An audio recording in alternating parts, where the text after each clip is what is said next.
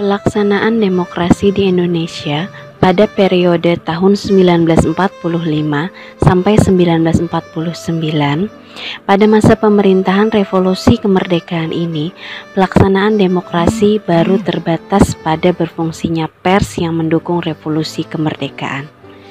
Sedangkan elemen-elemen demokrasi yang lain belum sepenuhnya terwujud karena situasi dan kondisi yang tidak memungkinkan.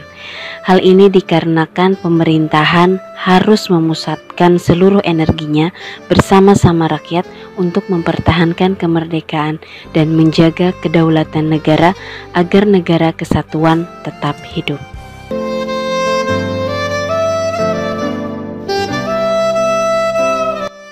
Pelaksanaan demokrasi di Indonesia pada periode tahun 1949 sampai pada tahun 1959 adalah lembaga perwakilan rakyat atau parlemen memainkan peranan yang sangat tinggi di mana kabinet harus meletakkan jabatannya meskipun pemerintahannya baru berjalan beberapa bulan.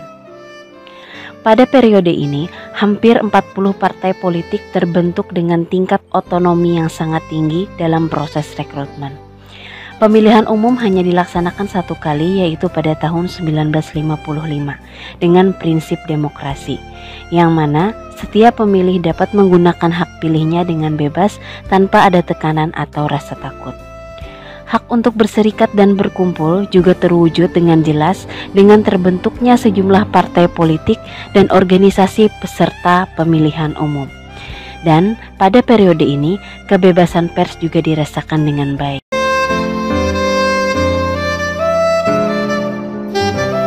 Pelaksanaan demokrasi di Indonesia pada periode 1959 sampai 1965.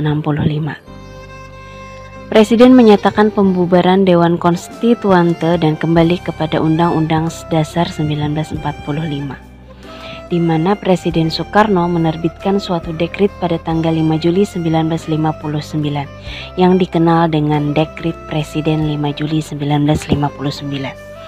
Adapun karakteristik yang utama dari era demokrasi terpimpin ini, yang pertama yaitu mengaburnya sistem kepartaian, terbentuknya Dewan Perwakilan Rakyat gotong royong. Kritik dan saran dari lawan-lawan politik presiden tidak banyak diberikan. Kebebasan pers menjadi berkurang, serta sentralisasi kekuasaan semakin dominan dalam proses hubungan antara pemerintah pusat dan daerah.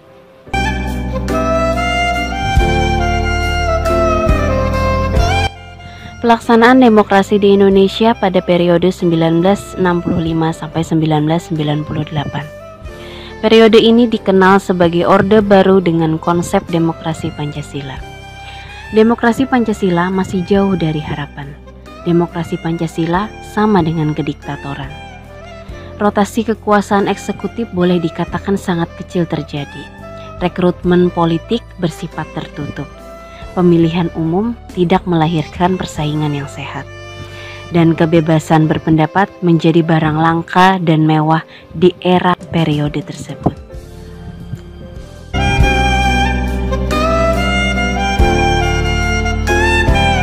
Pelaksanaan demokrasi di Indonesia pada periode 1998 sampai dengan sekarang.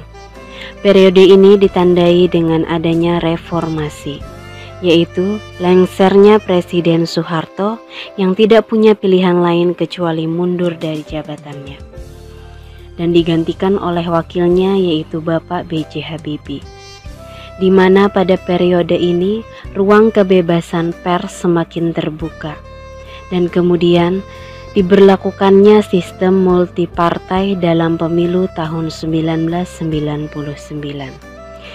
Dan rekrutmen politik itu dilakukan secara terbuka, serta kebebasan untuk berserikat dan berkumpul dan kebebasan menyatakan pendapat itu dibuka seluas-luasnya untuk masyarakat.